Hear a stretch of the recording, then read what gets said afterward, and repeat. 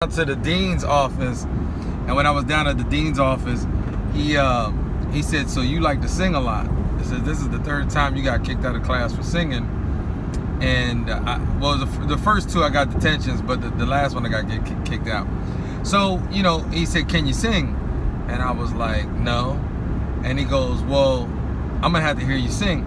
Now he had an ulterior motive, and it's crazy how God works, because I was going to get 3 days out of school suspension because it was a referral. And he said, "I need you to go ahead and sing for me. If you don't, you're getting 3 days automatic." And I was like, what in the world? So, I done sang my heart out. I knew I couldn't go home. My dad was going to beat my behind. You know what I mean? If I got kicked out of school. And he said he loved it. He said, "You need to sing in our Black History Month talent show. Is this weekend." I was like, I sung, it was the En Vogue version of Hold On, the intro, the old Michael Jackson.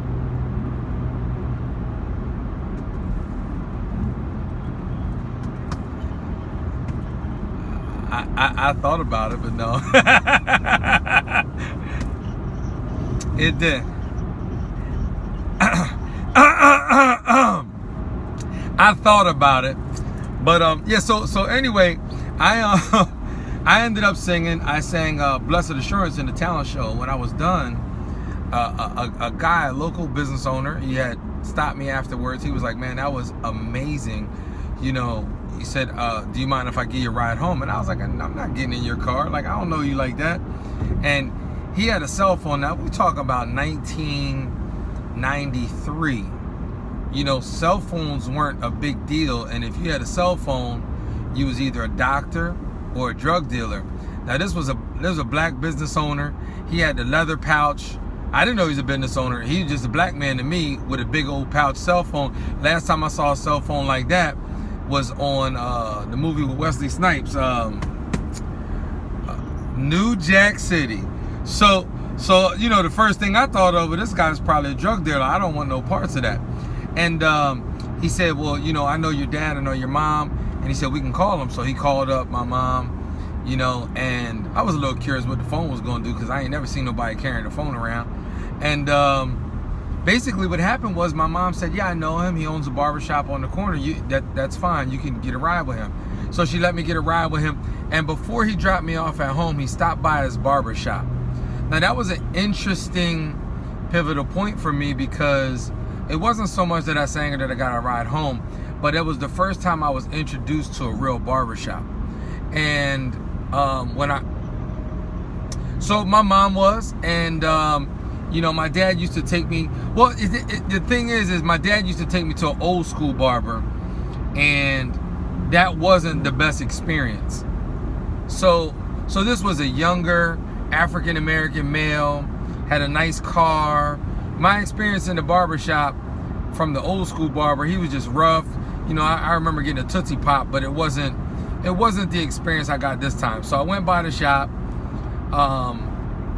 But when he dropped me off at home, I went back the next, it was a Saturday night. I went back on Monday. The shop was closed traditionally, and he wasn't there. But then after school on Tuesday, I went back again. And I went in after school just to say thank you. So I decided to serve the needs of the barbershop. I swept the hair up, threw some trash out, just to show gratitude for giving me a ride home, because I couldn't pay him. And that was really how I got the feel for the shop. They asked me to sing in front of the whole group. All the guys, gave me some praise and acknowledged me. And the feeling that I got that day from being in the barbershop, was like, I can do this. I would like to be a part of this. And so I just continued to be the cleanup kid. And so that's really how I started in the barbershop. I was cleaning the windows once a week to every Saturday, so that way I can get a haircut on Tuesday. And yeah, so that was what I did. And on Tuesday, beginning of the week, school week for work week for them, second day of school for me, I had a fresh cut all week long in the school. So I did that every week. That's how I kept my grooming services up. And just being around the barbershop, I learned to connect with the shop environment.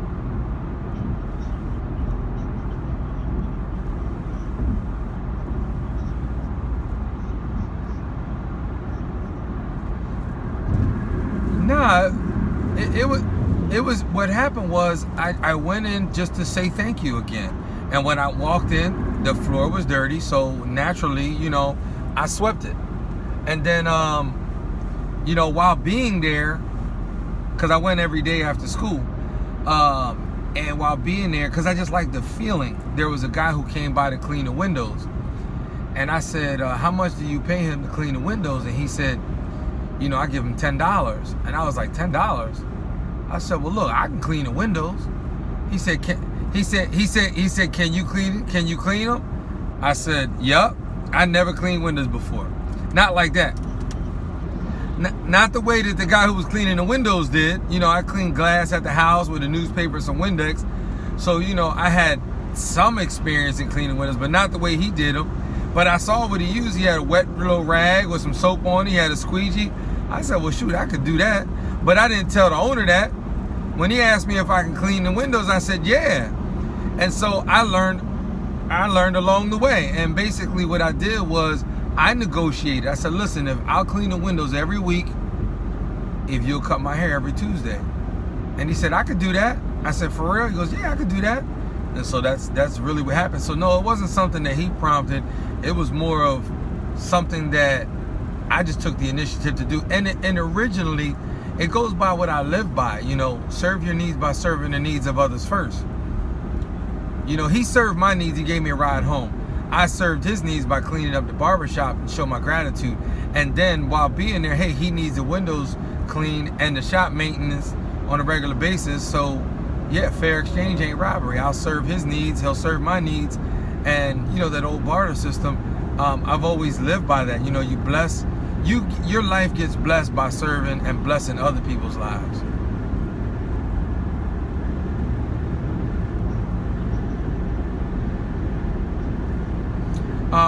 I was 14 going on 15.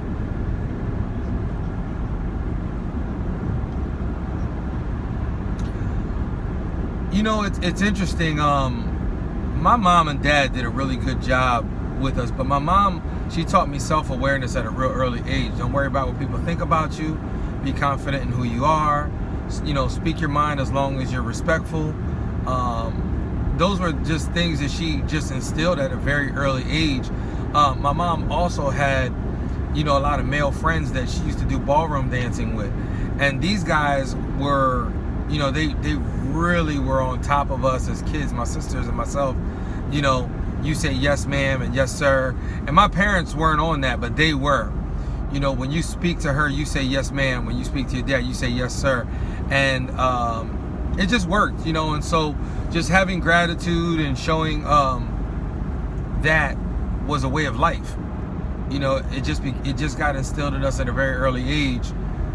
And then, I think going to church and understanding the whole servant mentality, because I was going to church in a youth program before my parents were even going to church.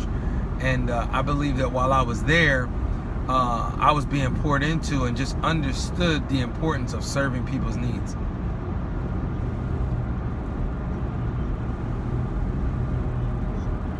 We did. We did. She signed me up when I graduated from high school in '95. And when she signed me up, she came home and said, I signed you up for school. I was like, awesome. Great. She said, and I'm going to go with you. And I was like, no, not a chance in the world. And she was like, no, I signed up as well.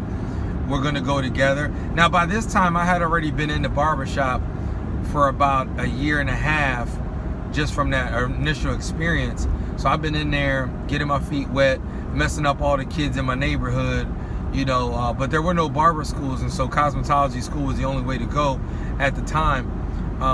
So I was doing an apprenticeship and going to cos school at the same time. She went with me, and the newspaper came in and wrote an article. They asked me how I felt about being a young man in an all-girls school, and I was like, I didn't care. But the article was mother and son, first ever mother and son to attend beauty school together or something like that. And what they asked me was, how did I feel about being a young man in an all-girls school? I said, I don't care. I'm very confident in who I am, and I just want to cut hair. And if I gotta come to school and do little old ladies and perm rods and all that, so I can get the opportunity to cut hair as a professional, then that's what I'll do. That's the sacrifice I'll need to make, and I'll do it. The second question they asked was, what do you want to do? And I told them I'm going to work at Champ Hall's barbershop. I'm going to get my manager's license, eventually open up my own shop, and one day get my teacher's license where I will create more opportunity for myself.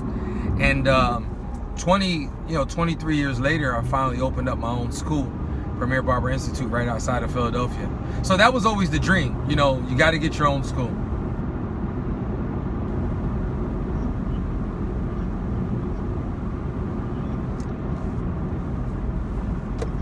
Oh yeah, well, it wasn't so much patience, it was just persistence more than anything. I never lost sight of the fact that I wanted to educate. I thought naturally I was an educator. I was a skateboarder, and so when kids would come around, I would teach them how to ride a skateboard and do tricks on them. And then I was also no, I wasn't charging them. It was free 99. You know what I mean? No, free 99. Free 99. I also did a Bible study at an early age. I was about 12 or 13 years old, and before I went out with my friends to skateboard, we did a Bible study. So I was always teaching, and I've had really good teachers in school that I liked and I admired. I never saw myself as a teacher, but I did it all the time. It was like it was innate nature that I had to teach.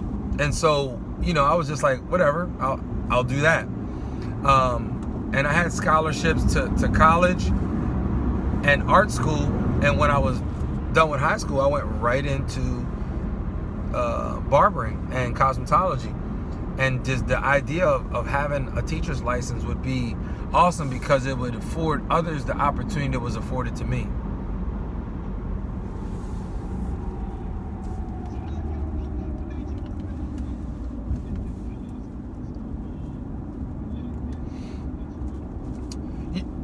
Yeah, so yep, Dutch country for real.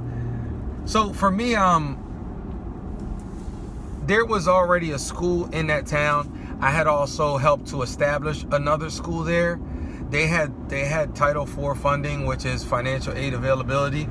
And as a new school, you can't get financial aid right away. What we did is I did an acquisition and bought a school that was in this area, and then we changed the LLC and began to do business as Premier Barber Institute, where I was able to get the accreditation much quicker and get my Title IV funding right away, which made it easier to provide financial aid for students. And it was in this area. The big thing is there's no other schools within 26 miles of this area, and there's a huge problem with unlicensed activity in the Philadelphia area. So it made sense. I also thought eventually I would move away or build other locations out here. I had some guys at my shops that I offered them the plan, like, hey, eventually you guys could run and open and operate a shop out in this area and hire the students and, build your own experience. So that was always part of the plan.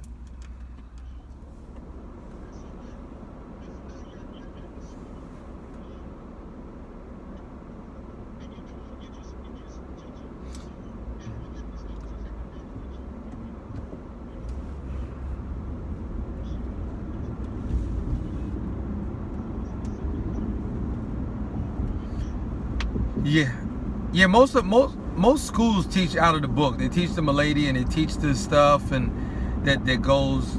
A lot of schools that I've traveled and went through, they don't break down the material. They give the students the how. They're not giving them the why. I really focus on the why, and I try to make even the stuff that's not as exciting and appealing to the students appealing and exciting. One, because I've done it through cosmetology. Number two, because I'm also a barber with 26 years of experience of shop ownership, platform work with companies, created product lines with people, have endorsed products, so I have a wide range of experience that I can impart and share with them. So, I come with a different level of experience. Most of your schools don't have, educators that are really good, because the people who are really good are behind the chair making money. the people who educate are working for companies. They're not working at schools because schools don't pay. You know, a couple dollars an hour, you can make more than that behind a chair. So a lot of good people who can instruct and teach. Most of your people are retirees and older guys. They out of the game. Their cook game ain't the same, and so it's a different conversation now. You know, with men, you know, you're still established. You can still cut hair. You can teach. You can teach from a different level. You've experienced a lot of these things that you can share with us. So I think that's where some of, and I think right now, if you look at the face of the industry and social media, having a school is cool now. You know, and I think it'd be safe to say that Tyrik is making it cool to get away from behind the chair, own and operate a school, monetize that, and at the same time make education in school important and fun versus I'm trying to kill the game and be the sharpest dude in town.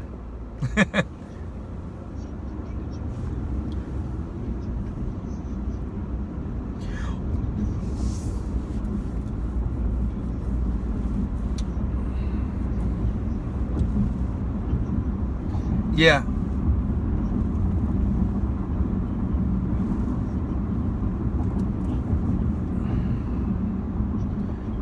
Well, the interesting thing is that I've always, every platform that's ever come out, I've always gotten it and signed up to just keep the name in the event that I ever needed it, that somebody couldn't take it and then I had to find it. So I've always done that. I always found the importance. I mean, I was on YouTube years ago, but never really was a tuber. Instagram was one of the things that when it first came out, I remember in 2011, I told all the students in the school, you need to get on Instagram. There's barbers on here posting stuff. You're going to see stuff, and it would be a great way to just connect with barbers all over the world. And I had it, but I was posting food and family. It was more of a personal page, not a business page. And then the next thing I did was my students were like, you need to post that haircut. I'm like, man, I don't care, but I'm too old for that. I'm done with this. I did the competitions. I won 25,000 in one competition. I did 8 competitions and won them. Like, I'm not in the competition thing. I don't need to post my haircuts for accolades. Like, I'm not worried about that. And there was a company, Vegan, Miss Reggie had gave me a phone call and she said, Tyrik, you know, what's up with, she said, you know, every year I get your name. It comes across my desk as an educator. And every year I don't choose you. And I was like, okay. She says, I got our social media strategist. And she said she was a 19-year-old girl. And the girl said, you know, why are we hiring him? He has no social media presence. And when she said that to me, even though I'm not concerned with working for companies, my motive for working for and with the company was to put my students on. That was really, I wanted to be a conduit for that. So when she said that, I said, holy smokes, I need to embrace social media. This has to be an important component to my business. And so I cracked down, I studied it, I figured it out, I started messing with it. And I just try to figure out what I can do and how I can use it instead of just posting. So it's not so much what technology does, it's what you're doing with the technology.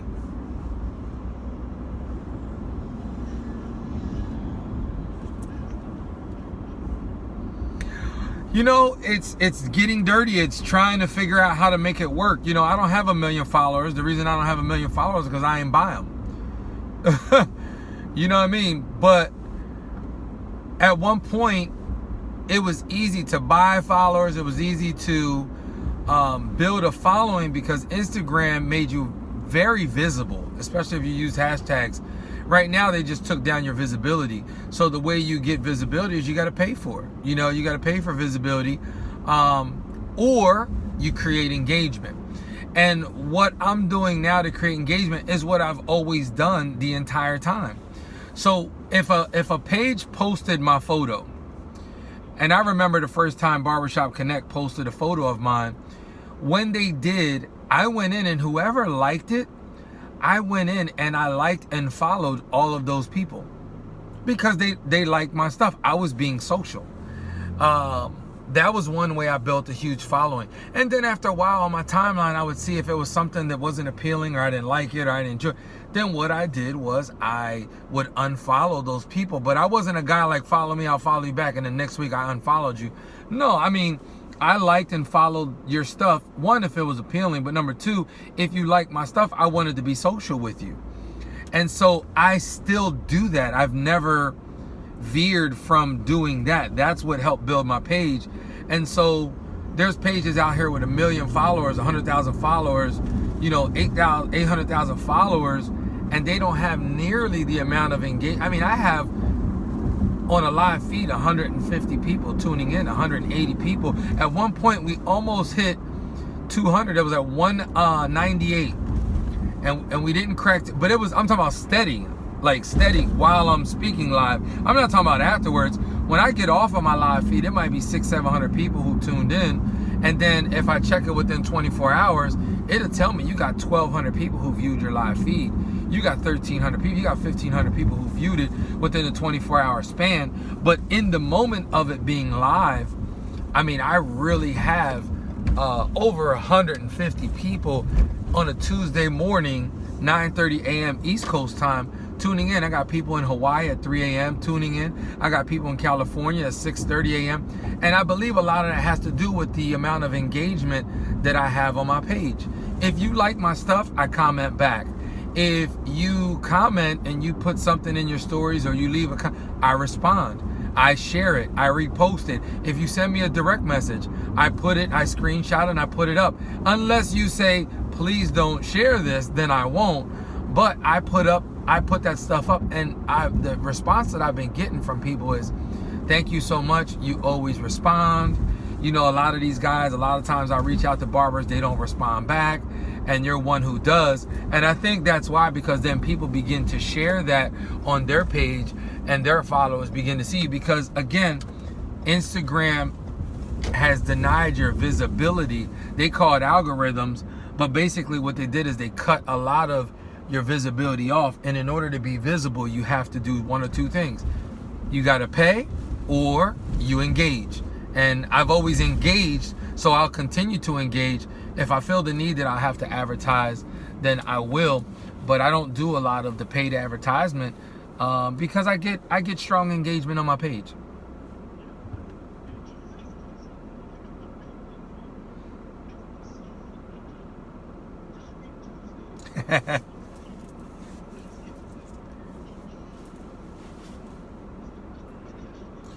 So every morning we have a positive quote or an encouraging quote or something that provokes some positive thought.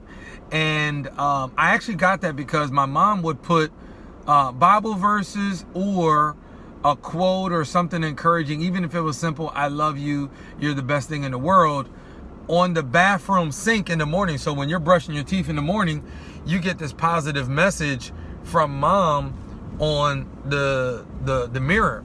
And so I really liked how that made me feel as a kid. And I'm like, and she did that all the way. I mean, I was 23 years old at home, and I would get this on the sink. So I was like, I'm gonna do this at the school. And what I began to do was do that every day. And then one day, it was a student of mine, Elena Cook.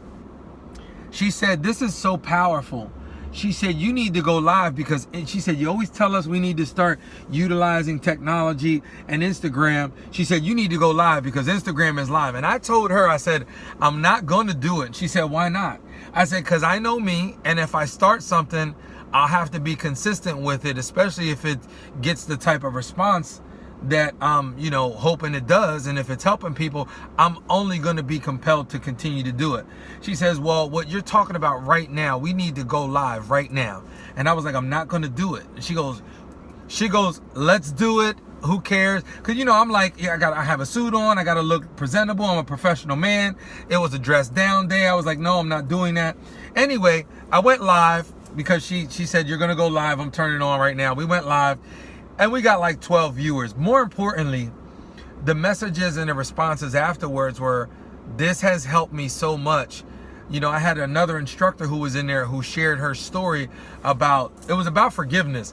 And she shared her story about how she was molested and how she overcame through forgiveness instead of carrying anger, resentment towards the person who affected her and afflicted her.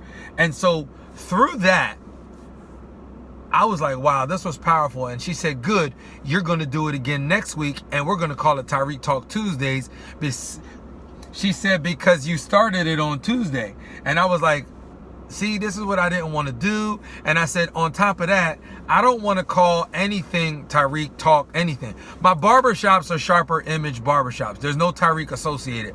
My school is Premier Barber Institute. There's no Tyrik associated with it. I've never been a guy that want to put my name on everything to be like, yeah, this is me, this is me, this is me. If I own it, I own it, but I want it to be everybody's, not mine. However, she said we're going to call it Tyrik Talk Tuesdays. We'll continue to do a Tyrik Talk Tuesdays. And so we did it. And in a couple weeks, it went up to 30 people. I started doing it with other people's pages, creating the conversation and bringing attention to it. And it grew, I would say, in 6 to 8 months. More importantly, we began to capture it and take snippets of it and then create more awareness of the Tyrik Talk Tuesdays. About 2 months after the Tyrik Talk Tuesday started, Elena had passed away, and then it was just like, I can't stop doing this because she made it important and it impacted so many people's lives. And here we are, with 150, 160, 170 people every week tuning in on a Tuesday morning from their work cubicle, from their chair, traveling to or commuting to school and or work. I had a couple barbershops saying, look, we're playing your live right now at the school. It's our theory in the morning, and then we have a conversation about it. So it's been very powerful.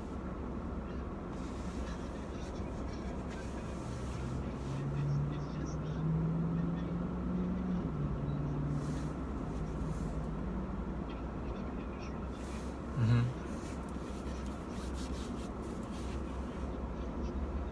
Right. Right.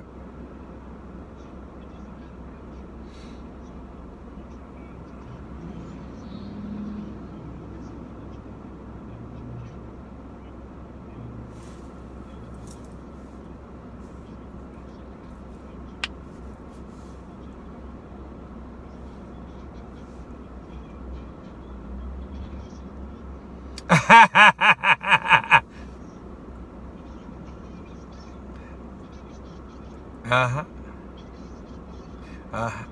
Yeah, that was a video we put together because I really enjoyed the brother who had his own little positive message, and he stopped doing it. And I was like, well, that was why I followed him in the first place. And so when I told him that, he's like, man, that makes sense. I'm glad he started doing it again. His name was Humbly the Greatest.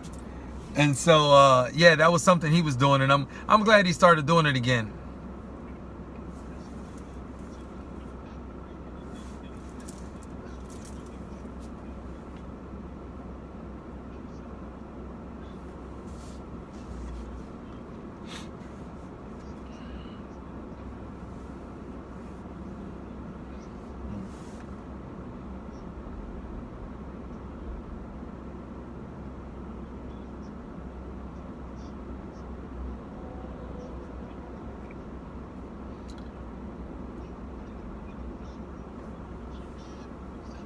Yeah, so thanks, man. I really appreciate it. I was glad when you called and said, hey, I'd like to connect with you to be on my morning show. I was like, let's do it. I'm about, and I think you hit me from Gary V's post. Gary V posted something. I commented because I just spoke about that on my Tyrik Talk Tuesday. And then you commented and was like, hey, yeah, I like what you're doing. Let's get up. I think you started to review some of my work, and we got on. So yeah, every Tuesday morning, Eastern time, 9:30 a.m., Tyrik Talk Tuesdays. I share a lot of different things. Usually it's a series of stuff, and I break it down over several weeks. Birthing Your Business was an amazing one that I did. a while back. It was a 5-week series. Right now I'm on a series of loyalty, honor, respect, and what that looks like. So I'm excited. Tomorrow I'm going to be doing honor on my live talk. So every Tuesday, 9:30 a.m. Eastern time, Tyrik Talk Tuesdays on my IG. But if you want to follow anything that I'm doing, everything, Facebook, Instagram, Twitter, it's all I am Tyrik Jackson. iamtyrikjackson. Jackson. And it's been fun, man. It's been a good journey. I know there's plenty more we could talk about. I know I got to get into this school in about 5 minutes. But yeah, I mean, I'm excited about this. I love what you're doing. Just continue to elevate the industry and the culture of barbering. You know, we all have a niche, and I think if we take our gifts and give them to the world, we impact the world in a positive way. And I don't have to do a podcast because you're doing it and you're doing it well. I'll continue to do my lives, you know, and each person has their thing that they do. And if we collaborate instead of compete, competition makes us faster, collaboration makes us stronger and wider. And so if we continue to collaborate, I'm on the collaboration tip. Like, I think it's way more important to collaborate with people than it is to compete. Because when you're competing, then you're trying to outdo someone else. And if you're already doing something well, continue to do it. You know, take suggestions from people who can maybe help your thing get a little bit better. But do what you do. Impact the world the way that you do. This is the way that I do it. And I love what you're doing. So thank you so much.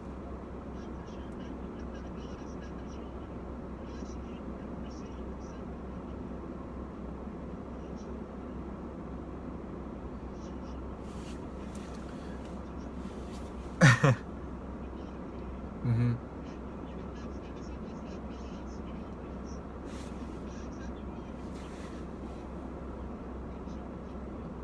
Mm-hmm. I saw that.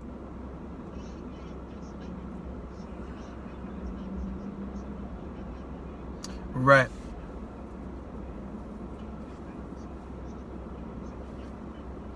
Mm-hmm.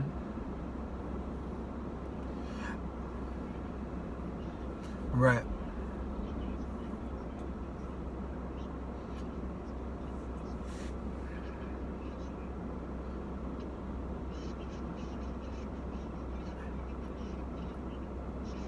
Yeah, the app actually has free business tools on it. It's Tyrik Jackson, Tyrik Jackson. Free business tools, which I think a lot of the barbers and beauticians need because we're talented and creative. A lot of them aren't organized. This helps to manage your finances. There's a spreadsheet on there that helps. There's some rules. There's business planning info on there, how to start your business, how to structure a business. There's a lot of free info. Also, you can subscribe if you're interested in some of my live talks. All of them are on there, as well as some haircut tutorials and some of the private classes that I do. I don't go live in those classes, but I record them and put them inside of the app so that way the subscribers can get access to them. Absolutely. Absolutely. Likewise, let's do a part 2 whenever you're ready. Sounds good. Thank you.